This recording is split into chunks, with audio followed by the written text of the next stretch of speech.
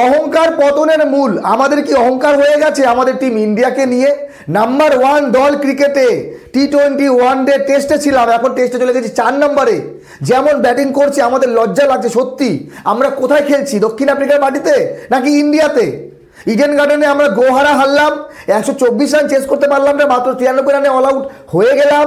ঠিক আছে, কলকাতার পিচ, ইডেন গার্ডেনের পিচ নাকি ব্যাটিং করার জন্য ভালো ছিল, ভালো পিচ ছিল, কোনো কমপ্লেন নেই। কার নেই কমপ্লেন? কমপ্লেন নেই গৌতম গম্ভীরের, কোচের। কিন্তু এইবার যে গুয়াহাটির পিচ কি হলো? পিচ কি বদলে গেছে রাতারাতি?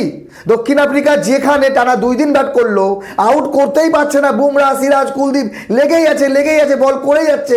151 ওভার বল করেছে, আর আমরা মাত্র 201 রানে অল আউট। অল আউট মানে জেসে অল আউট না। মার্কো ইয়ানসেন একা নিয়েছে 6 উইকেট। মার্কো ইয়ানসেন যে ব্যাট করেছে যেই পিচে 93 রান মাত্র 91 বলে, ওয়ানডের থেকেও ভালো ব্যাট করেছে, সেই মার্কো ইয়ানসেন নিল 6 উইকেট। আমাদের ব্যাটসম্যান জয়সওয়াল, কেএল রাহুল, সাই সুদর্শন, ধ্রুব জুরেল, ঋষভ পান্ত, রবীন্দ্র জাদেজা, নীতিশ কুমার রেড্ডি, ওয়াশিংটন সুন্দর। মানে বিষয় হলো কি, এই ধ্রুব জুরেল আর নীতিশ কুমার রেড্ডি ঘুরে ফিরে টিম ইন্ডিয়া ঢুকে যাচ্ছে। হর্ষিত রানাও একজন আছে, ওয়ানডে দলে স্কোর ঘোষণা করেছে, সেখানে হর্ষিত রানা আছে। টিম ইন্ডিয়ার স্কোর যে কোনো হোক, দল যে কোনো হোক, এই নীতিশ কুমার রেড্ডি, হর্ষিত রানা, আর এদিকে হচ্ছে গিয়ে ধ্রুব জুরেল।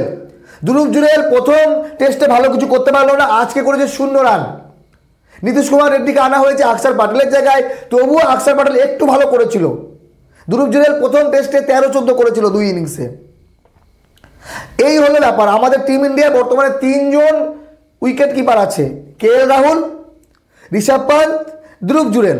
2 জন উইকেট কিপার যথেষ্ট, যার মধ্যে একজন খেলবে না। ঈশান কিষানকে সুযোগ দেওয়া হয়নি, কারণ কি, টিম ইন্ডিয়ায় আমাদের পিওর ব্যাটার লাগবে, উইকেট কিপার তো আছেই। তাহলে এই ধ্রুব জুরেল বারবার কেন ঢোকে? কেএল রাহুল ওডিআই ক্রিকেটে ক্যাপ্টেন হয়েছে, কিন্তু 2 জন উইকেট কিপার আরও এক্সট্রা আছে। উইকেট কিপারের কোটায় কেএল রাহুলকে নেওয়া হয়েছে। তো আমি বুঝে পাচ্ছি না টিম ইন্ডিয়া কি চলছে, আমাদের কোচ গৌতম গম্ভীরের মাথায় কি আছে। আমরা তো ভাবলাম যে আমরা সিরিজ 1-0 হারবো, কারণ গুয়াহাটি টেস্ট 2 দিন ব্যাট করেছে দক্ষিণ আফ্রিকা, আমরাও হয়তো 1.5-2 দিন করবো, তারপরে ম্যাচ হবে ড্র। কিন্তু ড্র তো না, 314 রানের লিড অলরেডি 3 দিনে হয়ে গেছে। আগামীকাল যদি লাঞ্চ পর্যন্ত বা টি ব্রেক পর্যন্ত 500+ টার্গেট দিয়ে দেয় দক্ষিণ আফ্রিকা, তারপরে যদি ইনিংস ডিক্লেয়ার দেয়, ইন্ডিয়া পারবে না 500 করতে। যেই রকম ব্যাটিং করার ধরন, যেরকম চলছে আমাদের দলে, পারবে না 500 করতে, পারবেই না। কোনো হালতেই 500 করতে পারবে না, ম্যাচ বাঁচাতে পারবে না। রান করতে গেলে আউট হবে, আর ম্যাচ আমরা হারবো, এরকম একটা পরিস্থিতি। মানে 2-0 হোয়াইট ওয়াশ হবো দক্ষিণ আফ্রিকার কাছে, তাও নিজেদের ঘরের মাটিতে। এইরকম চলতে থাকলে সত্যি আমাদের দিন দিন অধপতনই যাচ্ছে টেস্ট ক্রিকেটে। যখন বিরাট কোহলি, রোহিত শর্মা ছিল, তখন তাদেরকে নিয়ে প্রবলেম হচ্ছিল, কারণ সিনিয়র ক্রিকেটারের জন্য জুনিয়ররা সামনে আসতে পারছে না, আর জুনিয়ররা এমনভাবে সামনে এসছে যে আমরা আর তাল সামলাতে পারছি না।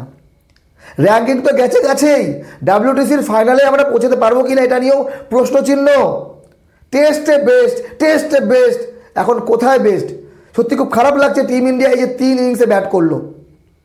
প্রথম ইনিংসে 189 কলকাতায়, তারপরে দ্বিতীয় ইনিংসে 93 রানে অল আউট, আর এদিকে ব্যাটিং পিচে, proper batting pitch, flat pitch, আমরা ইয়নসনের বল বুঝতেই পারলাম না। এদিকে হারমারও 3 উইকেট নিয়ে গেল, মাত্র 201 রানে অল আউট। দেখা যাক আগামী 2 দিন আমাদের কেমন যায়। আমরা কার দিকে তাকিয়ে থাকবো? দক্ষিণ আফ্রিকার দিকে। দক্ষিণ আফ্রিকা 314 রানের লিড। আমার মনে হয় দক্ষিণ আফ্রিকা 300 টার্গেটও দেয়, আমাদের এই ব্যাটসম্যান দিয়ে আমরা পারবো না, কারণ কারো ইচ্ছাই নেই। আমাদের যতগুলো ব্যাটসম্যান, তার মধ্যে সব থেকে বেশি বল খেলেছে কুলদীপ যাদব, 134 বল খেলেছে একজন বোলার। এত বল কেউ খেলতে পারেনি, সর্বোচ্চ 97 বল খেলেছে জয়সওয়াল। তাহলে আমাদের ব্যাটসম্যানদের মানসিকতা কি আছে, মেন্টালিটি কি আছে, কিভাবে তারা খেলছে, মতামত জানাবেন। সত্যি খুব দুঃখজনক বিষয় যে আমরা টেস্ট ক্রিকেটে ভালো হতে হতে এরকম জায়গায়, IPL খেলেই একদম সিধা একদম টেস্ট দলে চলো ভাই, খেলো নীতিশ কুমার, খেলো ধ্রুব জুরেল ভাই, দরকার নেই শারবাজ খানের, দরকার নেই এদিকে অভিমন্যু ঈশ্বরের, দরকার নেই। দরকার শুধু IPL খেলে খেলে কাদের মুখ একটু পরিচিত হয়ে গেছে, কাদের ব্র্যান্ড ভ্যালু বেশি, তাদেরকে নিয়ে আমরা খেলাই। কপাল ভালো যে ঋতুরাজ গায়কোয়াড় সুযোগ পেয়েছে, কারণ ওই একটাই, শুভমন গিল নেই, তারপরে আবার শ্রেয়াস আইয়ারও নেই, এই জন্যই ঋতুরাজ গায়কোয়াড় সুযোগ পেয়েছে, নাহলে তাকেও সুযোগ দেওয়া হতো না। কিন্তু হর্ষিত রানার সুযোগ বারবার হবে। মতামত জানাবেন কি কারণে ঠিক টিম ইন্ডিয়ার এই অবস্থা। বাইরের মাটি হলে ঠিক আছে মানতাম, আমরা বুঝতে পারিনি কন্ডিশন তাদের, কিন্তু কন্ডিশন আমাদের, হোম গ্রাউন্ড আমাদের, মাঠ আমাদের, আমরা IPL খেলে খেলে পিচ দেখে দেখে যা তা অবস্থা। কিন্তু আমরা মানে সত্যি খুব খারাপ লাগছে যে গোহারা মনে হয় আমরা গোয়া আডেতেও পারবো। ভালো থাকবেন, ধন্যবাদ।